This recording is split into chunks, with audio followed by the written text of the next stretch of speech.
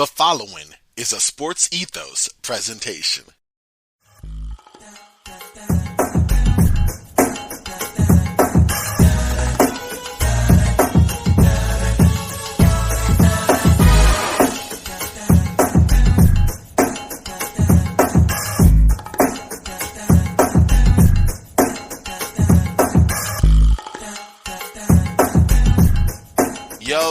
Yo, welcome to another edition of Roundball Ramble. I am your host, Corbin Ford. You can follow me on Twitter at CorbinNBA.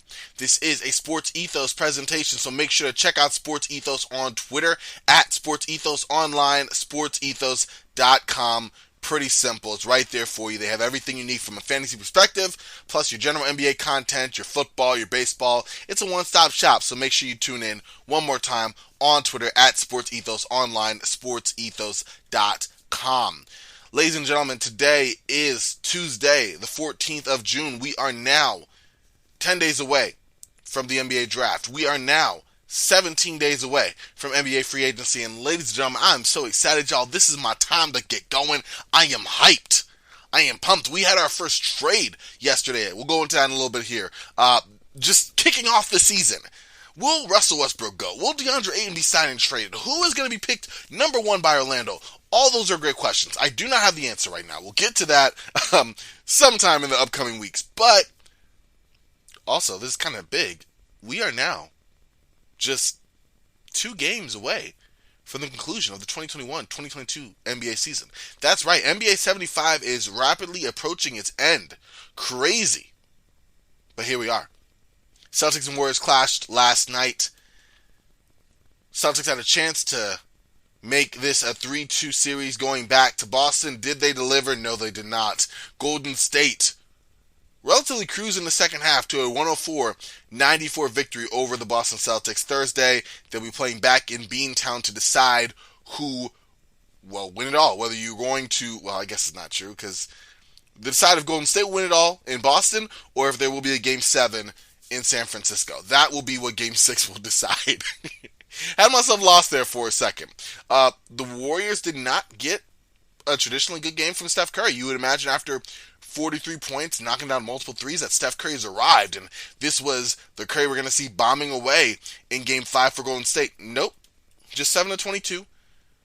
Missed every one of his threes, not for lack of trying. 0 for 9 from out there. Still, 16 points, 8 assists, was a plus 15. If you're a Warriors starter and or Gary Payton Jr., you finished in the positive because this was a game for you. But yeah, Steph Curry, not a great game. Klay Thompson, marginally better. I mean, he's been shooting sub 40% so far. So 7 of 14, 5 of 11 from 3, 21 points, 3 boards. Not bad for Klay either, you know. Only one who could actually get anything going from the great beyond for Golden State. They finished 9 of 40 from downtown. Obviously, Klay having 5 of those, big game for him, relatively speaking. Was it Draymond Green's game? I mean, he had 8 points. Started off the scoring with a rousing dunk. You thought, okay, here we go. There's Draymond coming alive. Finished with 8 points, 8 rebounds, 6 assists. But he also fouled out for the 3rd time this series. So was it a Draymond Green game? Not really. You know whose game it was? This was an Andrew Wiggins game. That's right. Andrew Wiggins. The one constant through Golden State for most of these playoffs. Going to give you that 15, 16 points, those 8 or 9 rebounds. Came through again. Didn't make it 3. 0 was 6 from there. But he had 26 points, 13 rebounds, 12 of 23 shooting. Was efficient. Was aggressive from the opening jump. Played great defense on Jason Tatum and Jaylen Brown. Got in on the boards. Led the Warriors there again. Remember, Game 4, he had 17 points and 16 rebounds. And looking at Andrew Wiggins' stats line, I just described all of that in 42 minutes of play. Easily the Warrior who had the most minutes on the floor. I have to ask, is there a chance, as crazy as this may be, is there a chance that Andrew Wiggins could win the MVP award? Are there shades of 2015 Andre Iguodala here in action? I'm just asking. It's not been a great series for Klay. Steph Curry did go off in Game 4, but he's been pedestrian, I'd say. Draymond Green, come on now. We talked about his offense struggles already. Andrew Wiggins has been remarkably consistent. I'm just saying. It's right there for you. So far, looking at how he's played, it's not going to blow your socks off, but like, he's been a very valuable player for Golden State in this series as well. So far in these playoffs, 16 points, 7 rebounds a game, just under 2 assists, shooting, 47% from the field, 34% from 3. It's solid. That's all you can ask for.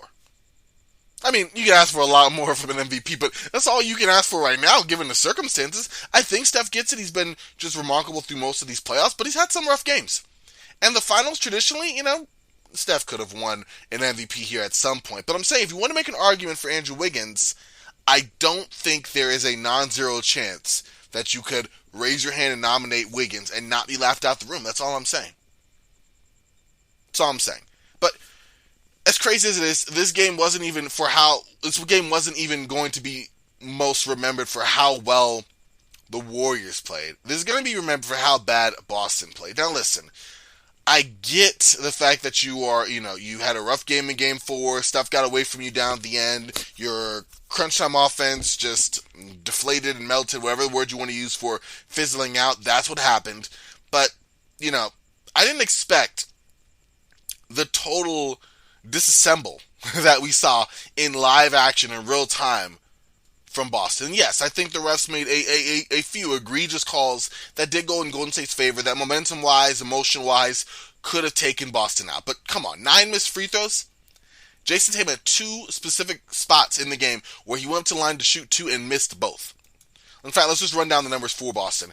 Jason Tatum, 2 of 6 from the free throw line, not great, minus 13. He led the way for Boston with 27 points, 10 boards, 4 assists. He had 20 points from Marcus Smart. He knocked down 3 or 6 from 3.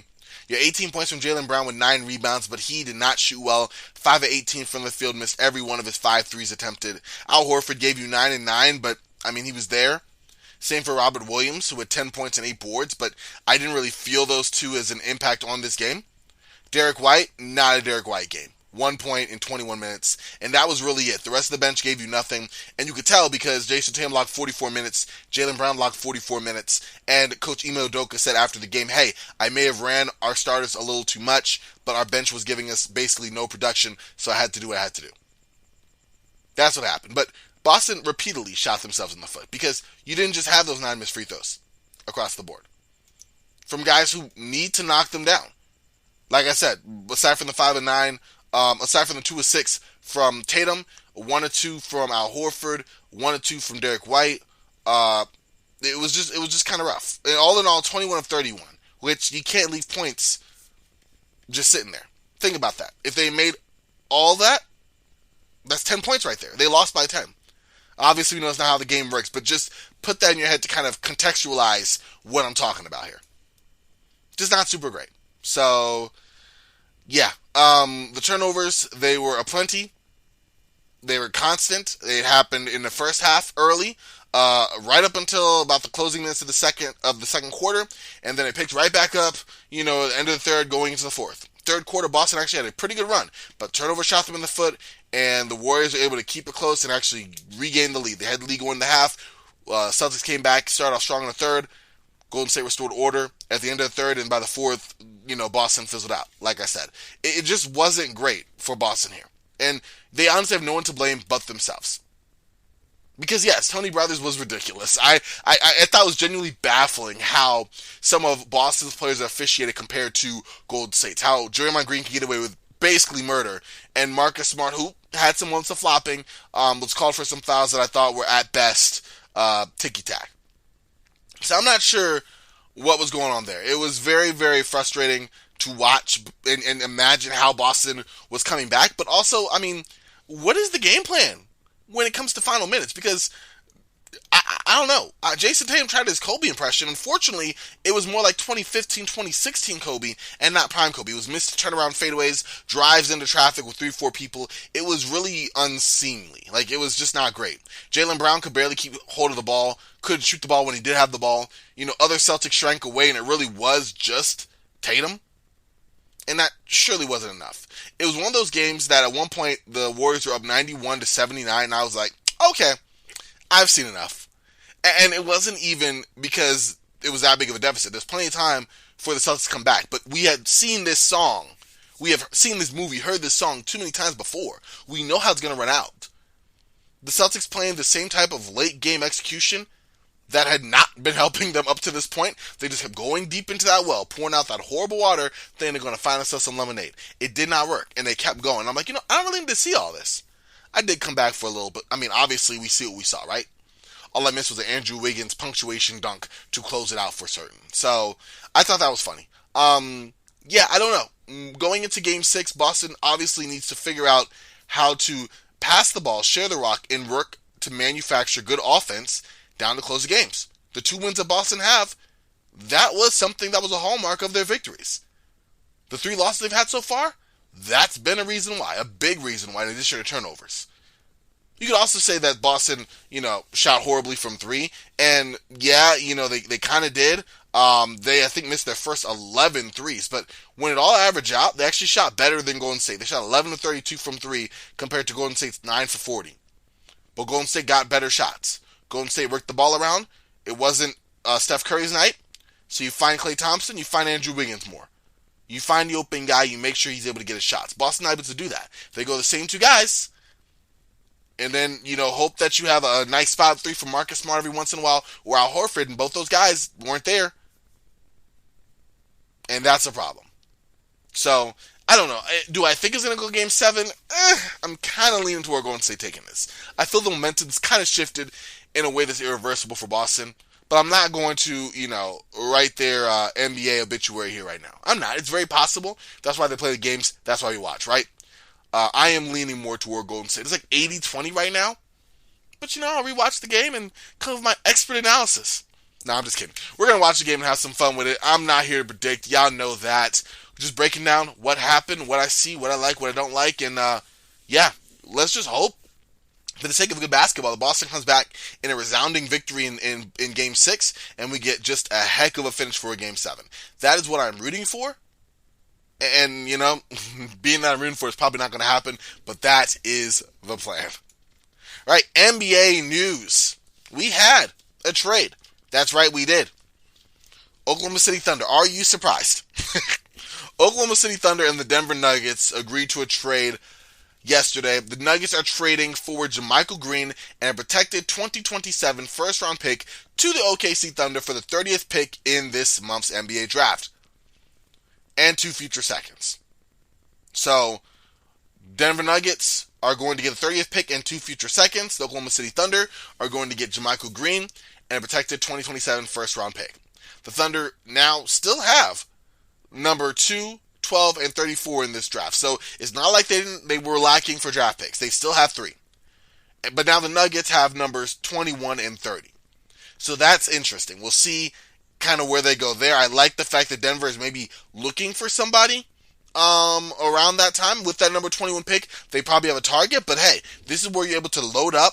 And if you can make a trade like that to kind of see a player that you were looking for that can fill some gaps on your roster, then do that. And I like that,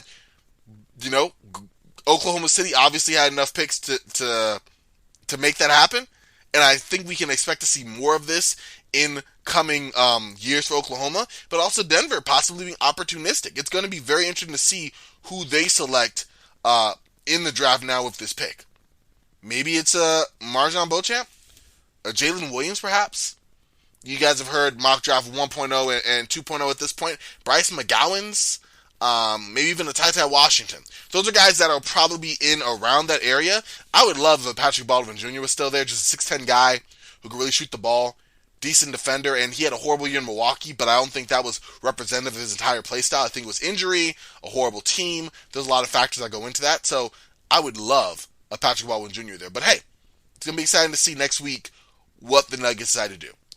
As far as OKC, especially with JaMychal Green, I don't know. JaMychal Green is expected to opt in with $8.2 million salary for next season. He's expected to opt in this month, and that will ultimately finalize the deal.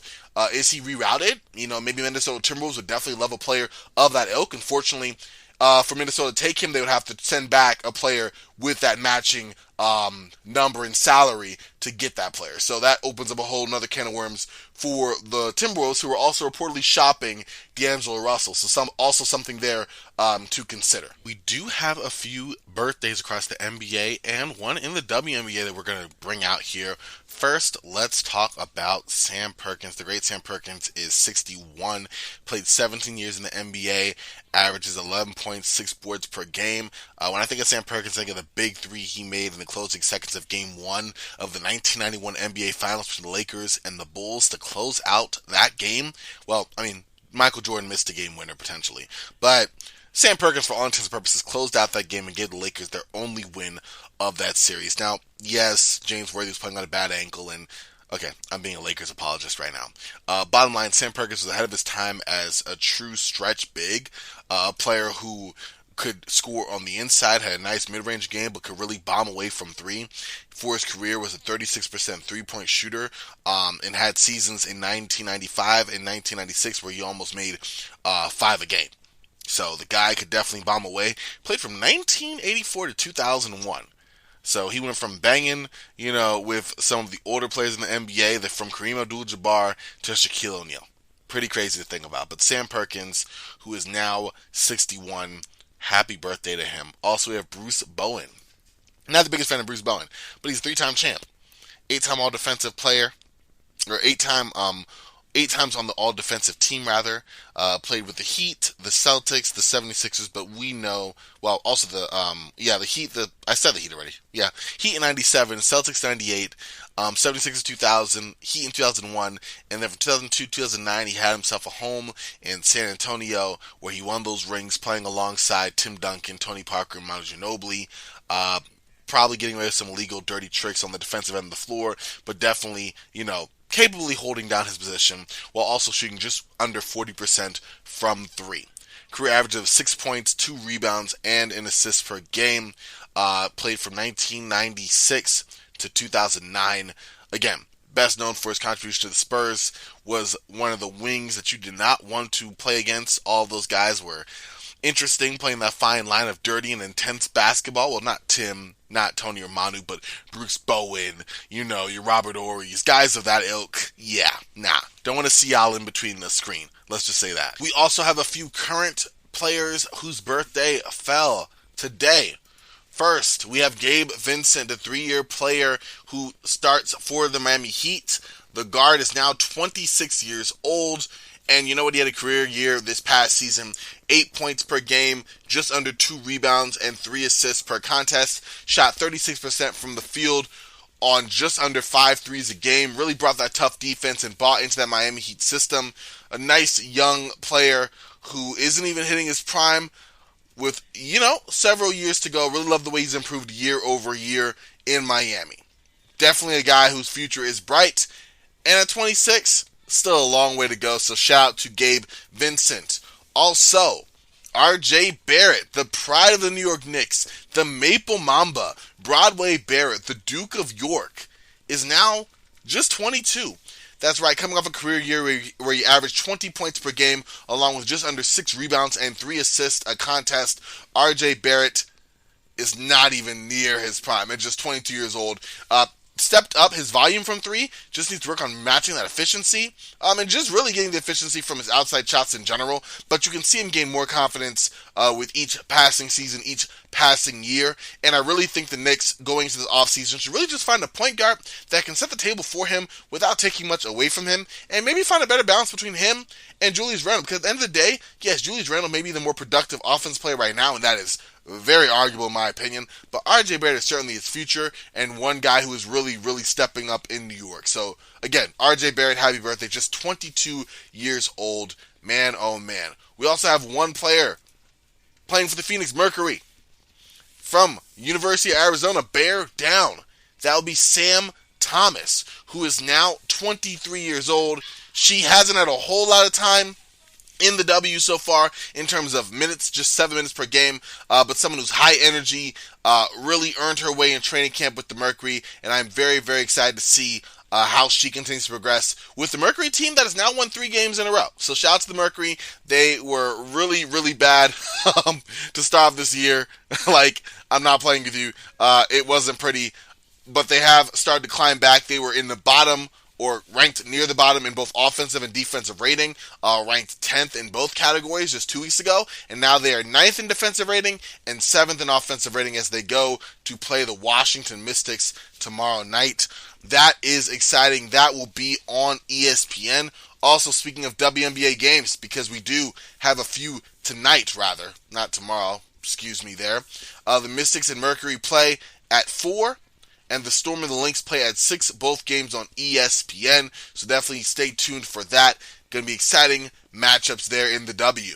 Alright, that'll do it here for me on Roundball Ramble. Appreciate y'all rocking with me as always. Follow me on Twitter at CorbinNBA, Sports Ethos on Twitter at Sports Ethos, online sportsethos.com. Still have some more content for you this week. Going to recap some WNBA action tomorrow. Going to go into the top NBA free agents as well. Got some draft stuff to get into. We're only just getting started with the NBA offseason, and I am excited. Alright, y'all. Till tomorrow, I am Frosty. Y'all stay frosty. And I'll talk to y'all then. Alright, y'all.